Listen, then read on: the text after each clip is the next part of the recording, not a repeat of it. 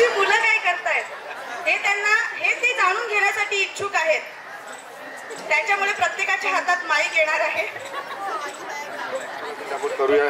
कोणाकडे माईक जाणार आहे, कोणाकडे काय बोलणार आहे, कोण कामाला आहे की दामाला आहे की नाही, बघूया.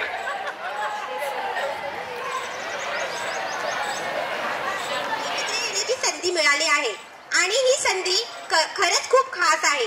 शाळेतील दिवस हे आपल्यासाठी कधीही विसरता येणार नाही. शालेय जीवन म्हणजे एक अनोखा अनुभव, जेथे आपले मित्र, शिक्षक, खेळ आणि शिकण्याची प्रक्रिया आपल्याला जीवनभर साथ देतात. प्रत्येक दिवशी नवीन शिकवण आणि आनंद घेऊन येतो. त्याचप्रमाणे शाळेतील अनेक आठवणी, खेळ, उत्सव आणि हसत खेळत वयातले क्षण आपल्याला कायमचे लक्षात राहतात. आज शाळेतील या खास भेटीमध्ये आपल्याला पुन्हा एकदा त्याच आठवणींचा अनुभव घेता येईल. आपले शिक्षक, मित्र आणि शाळेतील सर्व स्टाफ हे आपल्यासाठी प्रेरणा देणारे आहेत. शाळेतील शिकवण आणि अनुभव जीवनभर आपल्याला मार्गदर्शन करतात. आपण जे आज इथे एकत्र आलो आहोत ते फक्त शाळेतील दिवसांची आठवण म्हणून नाही, तर एकमेकांना आणि आपल्या शिकवणीला आदर देण्यासाठी. शाळेतील प्रत्येक क्षण हे आपल्याला भविष्याची तयारी करण्यासाठी महत्त्वाचे आहे. आशा आहे की आपला हा आजचा गट बैठक आनंददायक, प्रेरणादायक आणि संस्मरणीय ठरेल. चला आपल्या जुन्या मित्रांशी पुन्हा एकदा जुने संवाद साधूया आणि हसत खेळत शाळेतील यशस्वी आणि सुंदर दिवसांची आठवण ताजा करूया. एक सप्रेम भेट देण्यात येत आहे. माझी सर्वांना विनंती आहे की तुम्ही सर्वांनी जोरदार टाळ्या वाजवून या प्रोग्रामाची शोभा वाढवावी, या प्रोग्रामामध्ये एक उत्सव आणावा.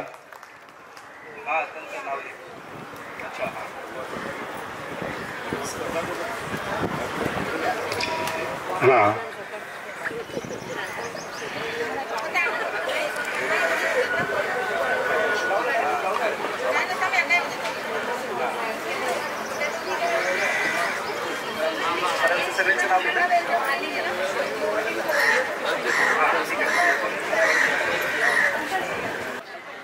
स्वागत करण्यात येत आहे प्रदीप आणि नितेश यांच्या माध्यमातून. इंटरेस्टेड काम करतोय आणि तुमचा आशीर्वाद असल्यामुळे आता भरपूर काही पुढे गेलोच आहे.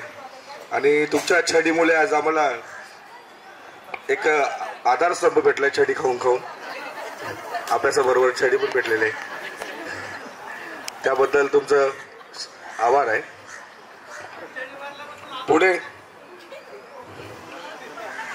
विद्यार्थी.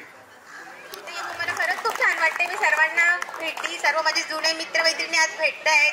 खूप वर्षांनी, 20 वर्षांनी, तर खूपच छान वाटतंय. थँक्यू झालंय. आणि मी JNPT SCZ ला ॲज अ DC म्हणून जॉब करते आणि मला 2 मुली आहेत.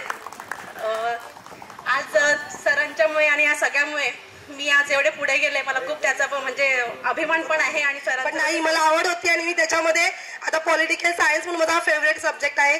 त्याबद्दल सगळ्यांनी खूप छान शिकवलं. खोबऱ्याकडे सर नेहमी छडी घेऊन लाईनीत उभे राहा, चला पिटीला जायचंय, चला खाली, म्हणजे खूप काही गोष्टी अशा आठवत आहेत आणि सगळे फ्रेंड्स इथे बघून खूप आनंद होतोय. त्याबद्दल मी माझे 2 शब्द बोलून संपवते. धन्यवाद. थोडं पुढे गेलो आणि तुम्ही लोक सगळे इथे आल्याबद्दल सगळ्यांचे आभार. सरांचा सत्कार श्रीकांत करताय, प्लीज टाळ्या होऊन जाऊ दे. आपल्या शिक्षकांना द्यावे. आपण सध्या काय करताय हे देखील त्यांना सांगण्यात यावे. माझी आता माझ्या मित्रांनाच विनंती आहे की मागे असलेला प्रथम माझा मित्र प्रशांत गोसावी यांनी समोर यावे आणि आपला परिचय द्यावा. आजचं जे वातावरण आहे ते खूप वेगळं आहे, पण तुमच्या काळी आणि आमच्या काळी ज्या काही गोष्टी आम्ही अनुभवल्या त्या खूप सुंदर होत्या, खूप छान होत्या. शिक्षणाचं महत्व ऍक्च्युली त्यावेळी खूप जास्त होतं जे तुम्ही आम्हाला दिलेलं आहे. तुम्हा सर्वांच्या खूप काही गोष्टी आम्हाला लाभलेल्या आहेत. त्याबद्दल तुम्हा सर्वांचं मनापासून आभार. धन्यवाद सर. हा माझा परिचय श्रीकांत शिंदे. करण्यासाठी म्हणजेच माझी विद्यार्थी मेळाव्यासाठी गेट टुगेदर साठी एकत्र जमलो आहोत. या विद्यालयाने आपल्याला अविस्मरणीय आठवणी दिल्या आहेत. क्लास, ज्यादा तास, खेळ, विनोद, गॅदरिंग, सहल आणि इतर असंख्य आठवणी आपल्या मनात कोरल्या आहेत. विद्यालयाने आयोजित केलेल्या विविध स्पर्धा आणि विविध उपक्रमांमुळे आमचे मनोबल वाढले, आपले चौफर व्यक्तिमत्व घडले, आत्मविश्वास वाढला. त्यामुळे आज आपण येथे आहोत. आज इथे मला स्वतःला उभे असलेले पाहून खूप बरे वाटत आहे आणि याच वेळी मला येथे तुम्हा सर्वांना याची देही याची डोळा बऱ्याच वर्षांनी पाहून खूप प्रसन्न वाटत आहे.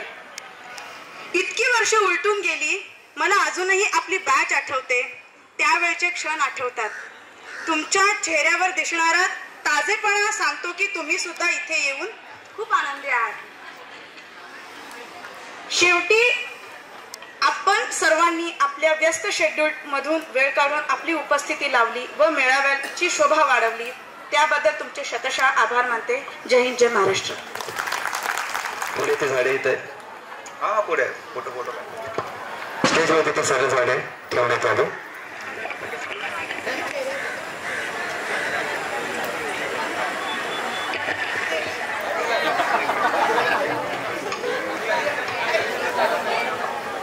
हॅलो,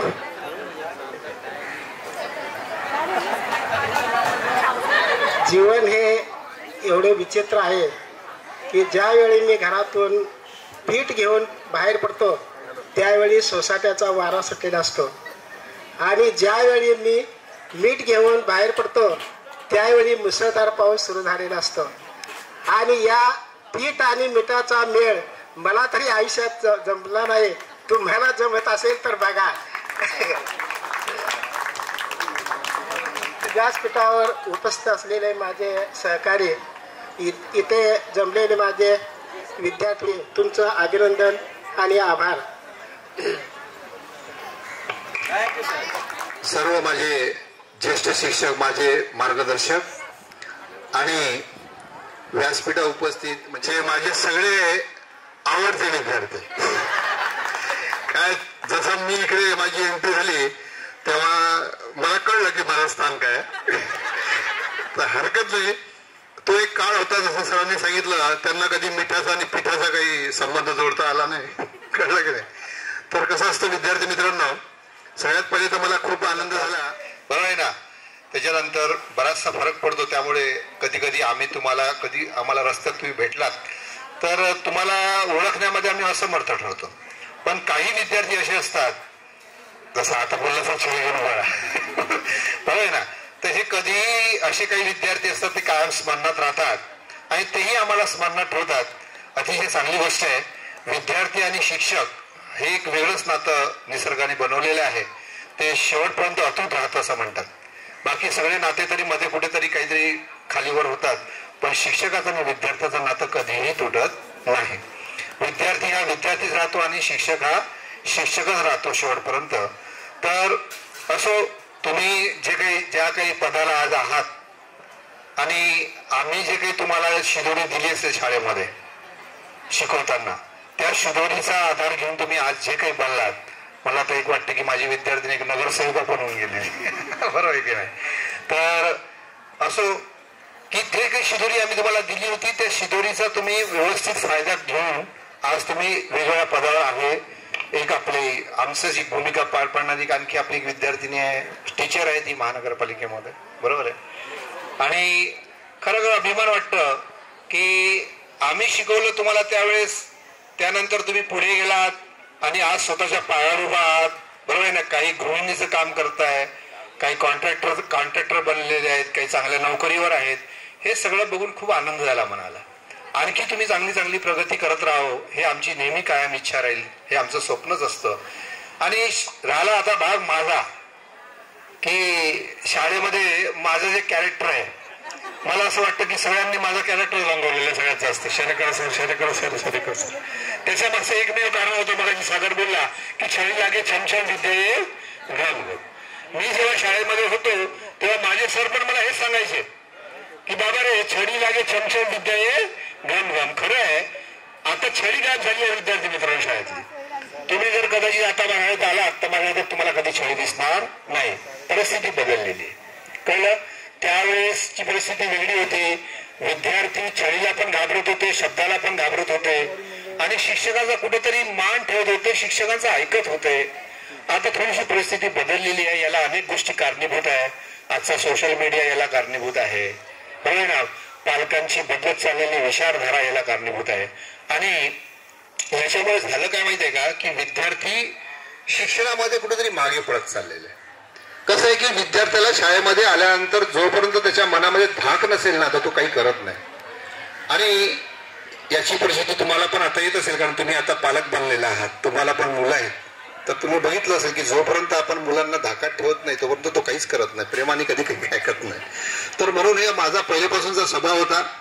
जसं डिसिप्लिन मी पहिले ठेवत होतो, आजही माझं डिसिप्लिन जसंच्या तसंच आहे, त्याच्यामध्ये काहीही बदल पडलेला नाही आहे. फक्त पहिले जी छडी होती ती छडी वापरायची आता गरज पडत नाही. आणि मला माझ्या गुरूंनी आणि माझ्या आईवडिलांनी एकच शिकवलं होतं की बाबा रे, पहिले शिस्त पाळायची आणि ते शिस्त मी पुरेपूर पाळतो आजही आणि शेवटपर्यंत ती पाळत राहील. असो, तुम्हा सगळ्यांना तुमच्या भावी आयुष्यासाठी सध्या तुम्ही जे काही करता त्याच्यामध्ये तुम्ही चांगलं आणखी प्रगती करावं यासाठी मी तुम्हा सगळ्यांना या ठिकाणी आशीर्वाद देतो.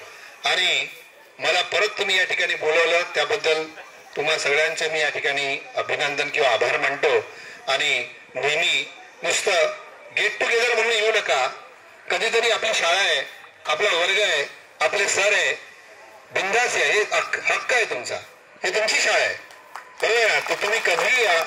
तुम्हाला आमच्याकडनं काही मदत लागत असेल तर आम्हाला मागा की सर मला अशा अशा प्रकारचं मार्गदर्शन पाहिजे किंवा हे पाहिजे ते पाहिजे, आम्ही तुम्हाला निश्चितच मदत करू. येतात माझे विद्यार्थी, तुम्ही पण या, आपली शाळा समजून या, आपल्या शाळेसाठी काय करता येईल याचा विचार करा. आणि शक्य असेल तुम्हाला तर तुम्ही एक एक्सेल फाईल बनवा.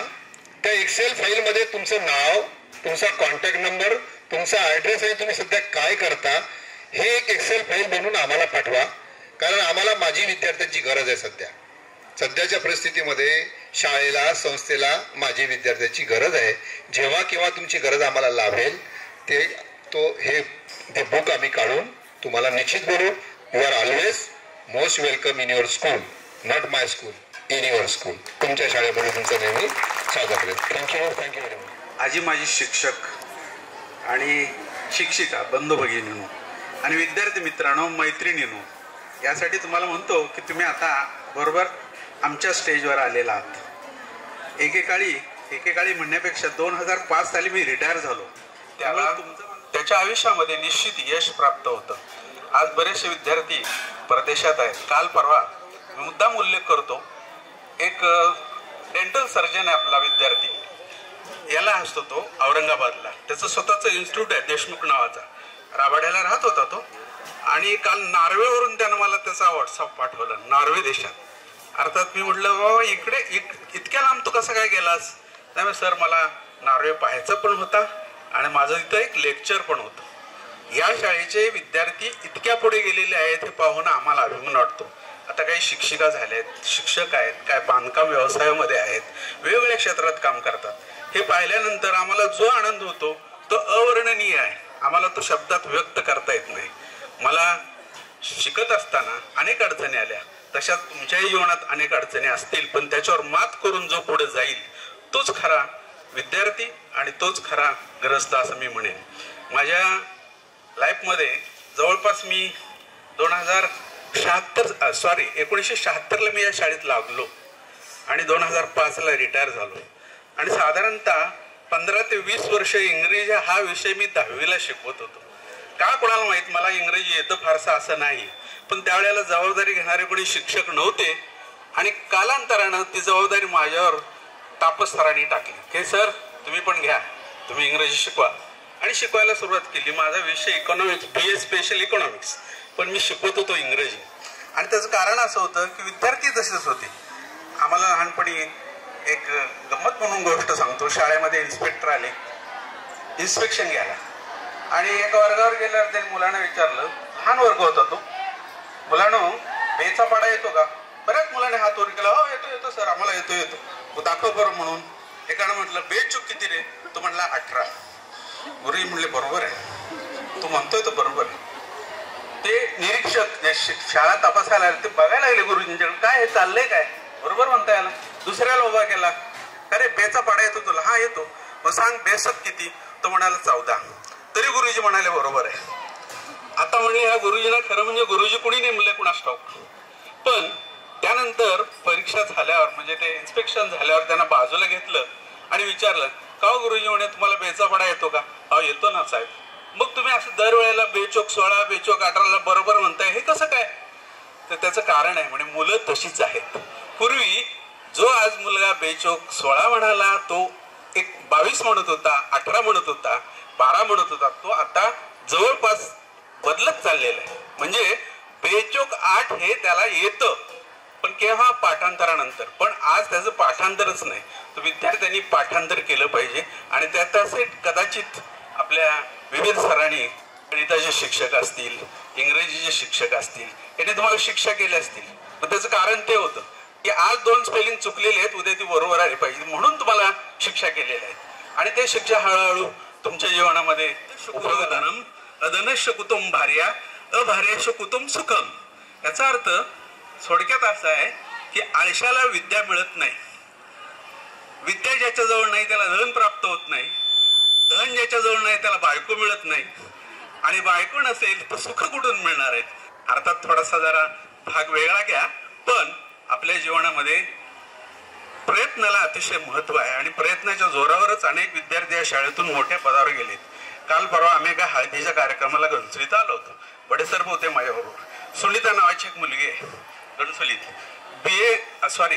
BCom, MCom, MA, LLB, LLM अशा 3 डिग्र्या घेतलेल्या आहेत. त्या विद्यार्थीला मी 10वीला इंग्रजी शिकवत होतो.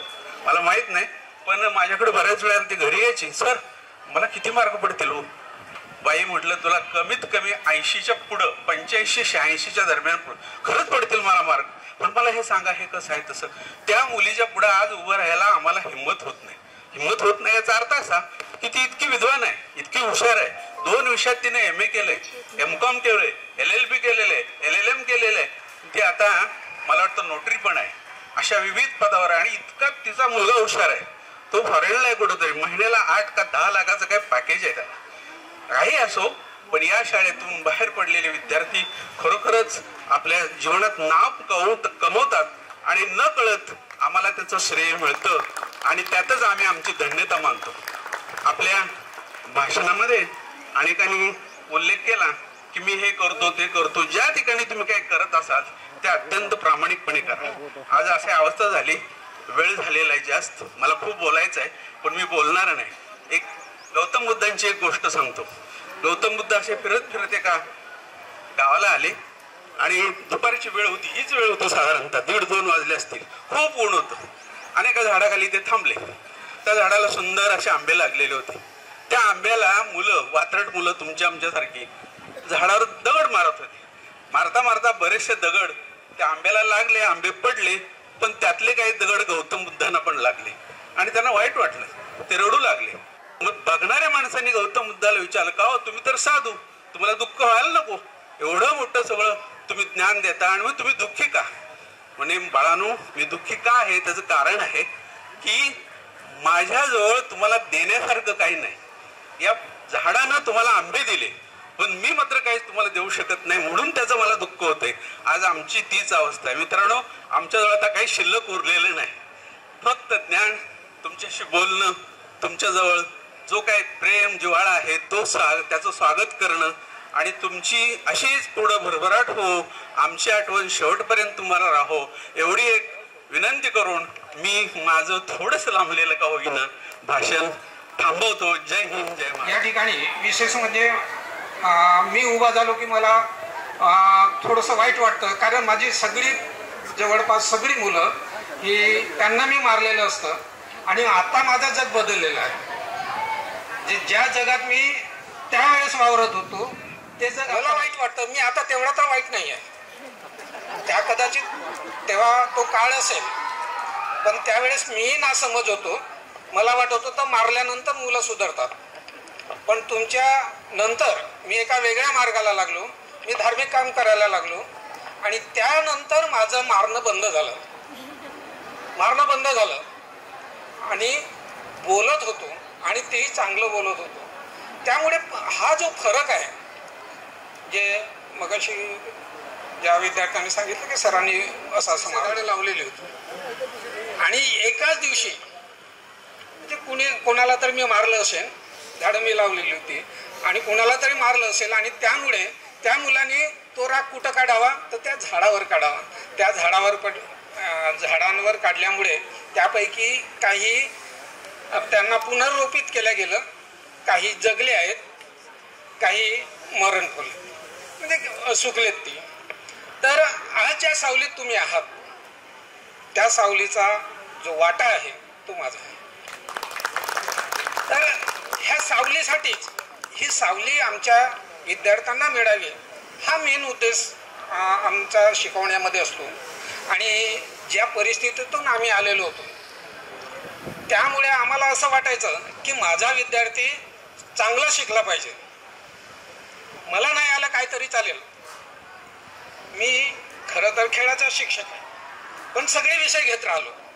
जे वाट्याला येतील ते विषय घेतलेत आणि पूर्णत्वास नेलेत. हिंदी शिकवलं, इंग्रजी शिकवलं, सगळं शिकवलं.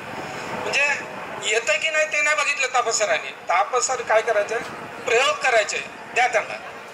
म्हणजे नाही NCC ला आलं, मग MCC आली, मग स्काउट गाईड आलं, सगळं.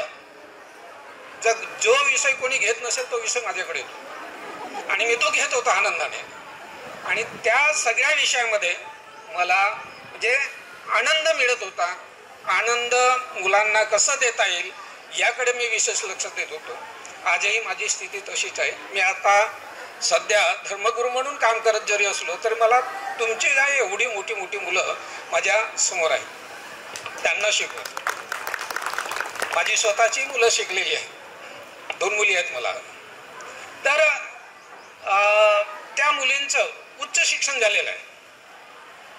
मी यासाठी हे सांगतो म्हणजे मला प्रौढी मारायची नाही आहे मी माझ्या मुलांना एवढं शिकवलं, ह्याच्यासाठी नाही की कधी कधी काय होतं एखाद्या वेळेस एकाची प्रेरणा मिळते आणि त्या प्रेरणेतून मी नाही शिकलो, मला कलेक्टर होता म्हणजे त्यांच्या व्यक्तिमत्वावरच त्या गोष्टी येतात.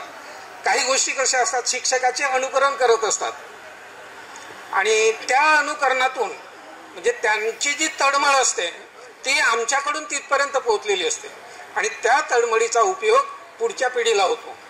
आणि असंच जर दर पिढी जर होत गेलं तर पुढचं जीवन जे आहे आनंददायी होऊ शकतो अशी मला खात्री आहे. आणि म्हणून या ठिकाणी आपण मला आवर्जून या ठिकाणी आमंत्रित केलं त्याबद्दल धन्यवाद देतो, आभार व्यक्त करतो. आणि सर्वांनी माझं 2 शब्द ऐकून घेतलं त्याबद्दल सगळ्यांचं पुनर्मोदन करतो. पण तो आई मारते म्हणून ते मूल तिच्यापासून लांब जात नाही, तर उलट ते आईच्या अंगावर धावून येते. तशा प्रकारे आम्ही शिक्षकांनी तुमच्याशी कसं वागलो तरी सुद्धा तुम्ही आम्हाला बोलवलं, त्यामुळे मला आनंद वाटला. विद्यार्थी मित्रांनो, मला काल श्रीकांत शिंदे या विद्यार्थ्याला फोन आला की आपल्या शाळेमध्ये गेट टुगेदर आहे आणि मी त्यांना सांगितलं की मी अवश्य येणार. मागच्या वेळेस सुद्धा अशा बऱ्याच विद्यार्थ्यांनी गेट टुगेदर केलेलं आहे. काही कार्यक्रमांना मी उपस्थित राहिलो, काही कार्यक्रमांना उपस्थित राहिलो नाही. परंतु या ठिकाणी मला खूप आनंद झाला कारण या विद्यार्थ्यांनी खरोखर या विद्यार्थ्यांना आमची आठवण आली. शिक्षकांचं काय असतं धैर्य, काय कशा प्रकारे ते शिकवतात त्यांची आठवण म्हणून त्यांनी आम्हाला या ठिकाणी बोलवलं. त्याचप्रमाणे एक किस्सा मला आठवतो. आपल्या शाळेमध्ये साधारण 2098 साली सुलताने सर होते आणि त्या काळामध्ये मी शिक्षक होतो. मी 8वीच्या वर्गावर गणित शिकवत होतो आणि त्या ठिकाणी एका विद्यार्थ्याला आता बाबर सरांनी सांगितलं बेचा पाडा, मला ती आठवण आली की त्याला मी विचारलं की तुला बोराचा पाडा बेचा पाडा येतो का? तो विद्यार्थी म्हणतो मला येत नाही. म्हणजे तो 8वीमध्ये कसा काय आला? नाही म्हणे मला येत नाही. म्हणजे तू असं कर, तो 5वीच्या वर्गामध्ये सुलताने सरांच्या वर्गात जाऊन बघ. खरोखर तो विद्यार्थी त्या वर्गात जाऊन बसला. हा किस्सा मला आठवतो. म्हणजे त्या काळचे विद्यार्थी किती प्रामाणिक होते. त्याला सांगितल्यानंतर आता आजच्या विद्यार्थ्याला सांगितलं तो जाणार नाही, तो बाहेर उभा राहील पण जाणार नाही. म्हणजे खरोखर त्या काळचे विद्यार्थी अतिशय प्रामाणिक होते आणि म्हणून तुम्ही सुद्धा या ठिकाणी आलात, तुम्ही प्रामाणिक आहात, चांगल्या ठिकाणी कार्यरत आहात. अनेक विद्यार्थ्यांनी मला सांगितलं की काही शिक्षक आहे, काही विद्यार्थी मॅनेजर आहेत. तर अशा प्रकारे तुम्हाला पुढच्या वाटचालीसाठी मी हार्दिक शुभेच्छा देतो आणि माझे 2 शब्द संपवतो. जय हिंद, जय महाराष्ट्र. या ग्राउंडवर म्हणजे 1975ला मी या शाळेत पहिलं पाऊल ठेवलं आणि आज 2025 साल आहे. आता 75 वर्षे म्हणजे 50 वर्षे झाली यामध्ये एक किस्सा सांगतो, मजेशीर घडला. गेल्या एक महिन्यामध्ये मी एका लग्नाला गेलो होतो आणि त्या लग्नामध्ये आहेर दिल्यानंतर असं चालत बाहेर निघालो. समोर एक विद्यार्थी आला.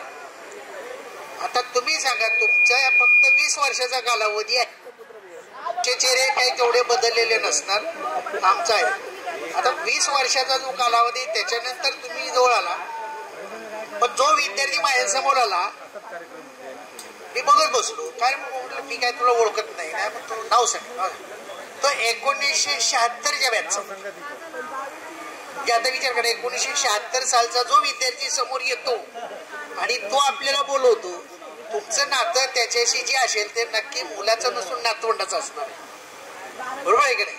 म्हणजे आता जी तुम्ही मला बोलवलं हे पालकांच्या सभेला नाही, नातवंडाच्या सभेला बोलवलं असं मला वाटायला लागलं. कारण बऱ्याचशा वेळेला गोंधळ असा होतो की जो विद्यार्थी म्हणतो की सर मी तुमचा विद्यार्थी आहे, किती साल? 82 साल, 86 साल. आता विचार करा, काल किती गेला. मग तेच सांगतोय की म्हणजेच तुमच्या पालक, म्हणजे तुम्ही त्यांचे जे मुलं आहात, नातवंड आहात, यांचा सुद्धा मी त्यांना शिकवलेलं आहे.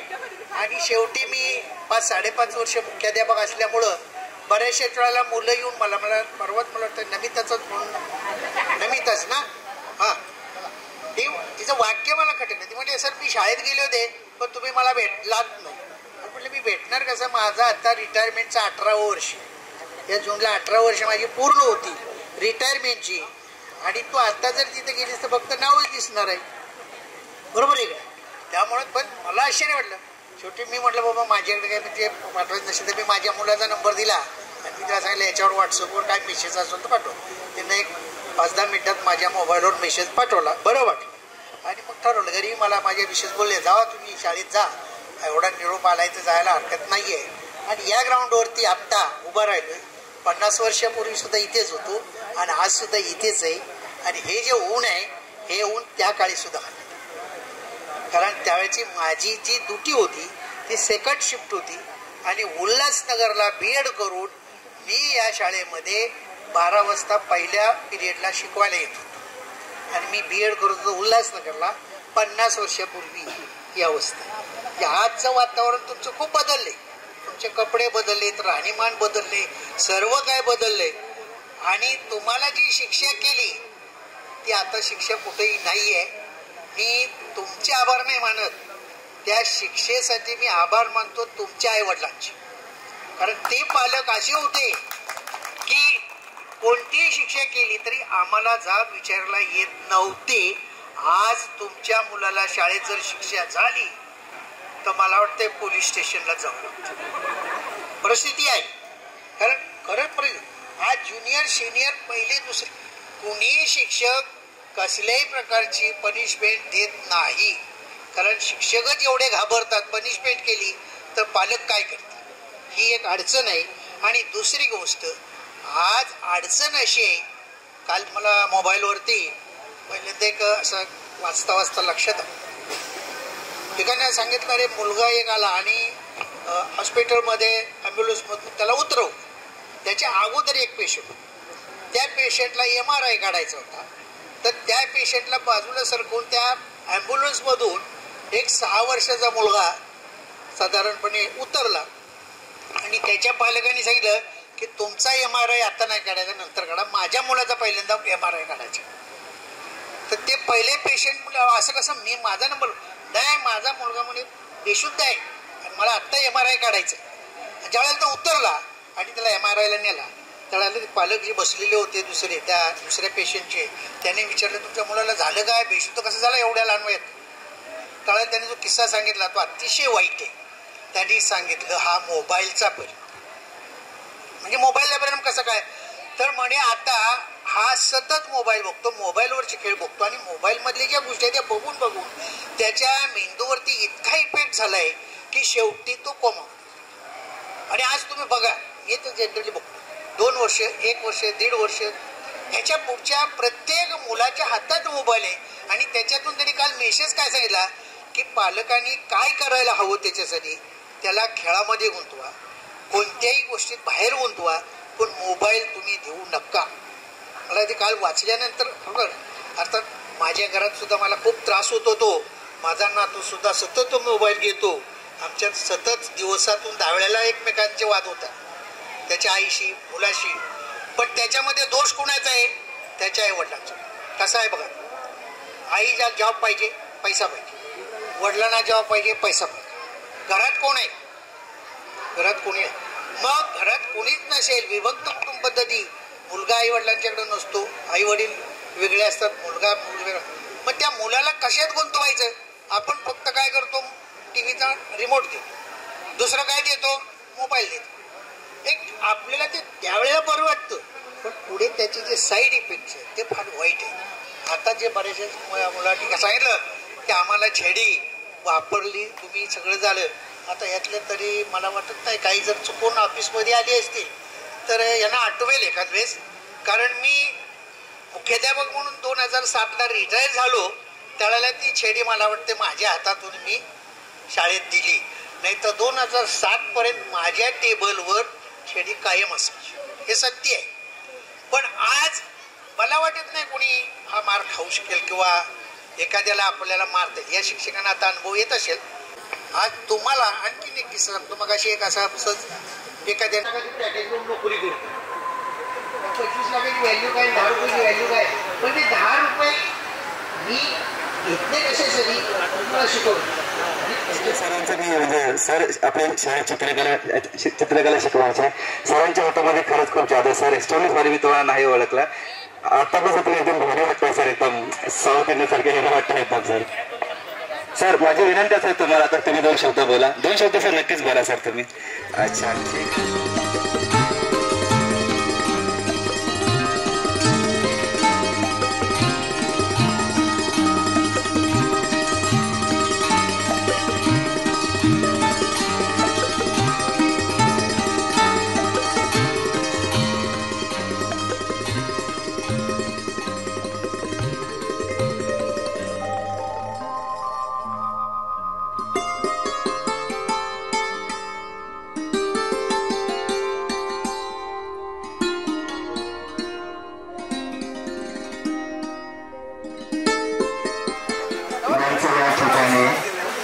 हार्दिक स्वागत आहे.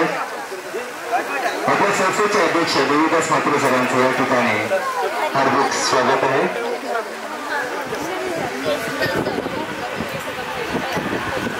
नितेश पाटील यांच्या हस्ते सरांचा सत्कार करण्यात येत आहे.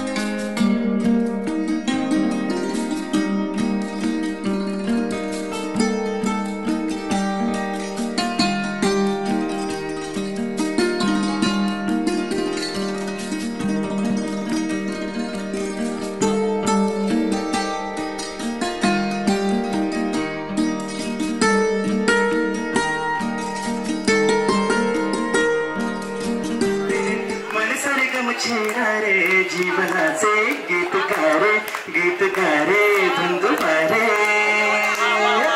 निर्वाणी सर्ग हा भगतीने जीवन सफर करा मस्तीने मन सर्ग मच्छिंगारे जीवनाचे गीत गारे धुंदुमारे नवा संगीतात रे तराणे नभे असे कोणी सोबती मला मिळाया हवे असे नवा संगीतातले तराणे नभेसे कोणी सोबती मला मिळाया हवे असे जन्म हे जगावे विश्व हे बघावे एक रूप व्हावे हे संग साथले हिरवा निसर्ग हा भोवतीने जीवन सफर करा मस्तीने मन सरगम छेडा रे जीवनाचे गीत गारे धुंद वारे गुलाबी हवाशी मंद मंद वाहते शराबी कळे अशी चिंब चिंब वाहते गुलाबी हवाशी मंद मंद वाहते शराबी कळे अशी चिंब चिंब वाहते सुगंधी फुलांना नशा झाली सडा शिंपला जळते तुले जीवन सफर मस्तीने नैसर्गिक जीवनाचे गीत गारे धुंद गारे